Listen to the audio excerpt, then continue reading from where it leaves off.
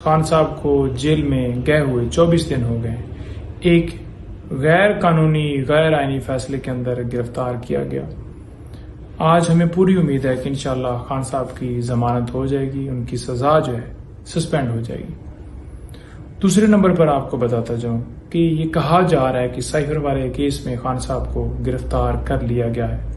تو ایسا ممکن نہیں ہے۔ اس کی ریزن یہ ہے کہ آئین کا آرٹیکل 10(1) یہ واضح کہتا ہے کہ اگر بندہ گرفتار ہے اور آپ نے مزید کسی مقدمے میں گرفتار کرنا ہے تو اسے لازمی آپ نے انفارم کرنا ہے کہ آپ کو اس مقدمے میں گرفتار کیا جا رہا ہے یا کر دیا گیا ہے۔ ابھی تک نہ انہیں انفارمیشن ہے نہ ہمیں انفارمیشن ہے، تو اگر 6 دن پہلے گرفتاری ہوئی ہے تو 24 گھنٹوں کے اندر اندر قانون یہ کہتا ہے کہ آپ نے متعلقہ کورٹ میں اس بندے کو پیش کرنا ہے، تو ابھی تک نہ پیش کیا گیا، نہ کسی جگہ کے اوپر انہیں اطلاع ملی ہے، نہ ہمیں پتہ ہے۔ تو لہٰذا اگر پرانی گرفتاری ڈالی جاتی ہے آج سے 4 دن پہلے کی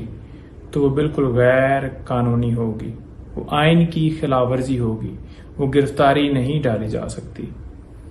انشاءاللہ اس کیس کے اندر ضمانت ہوتی جائے گی اور خان صاحب کو امید ہے کہ ریلیز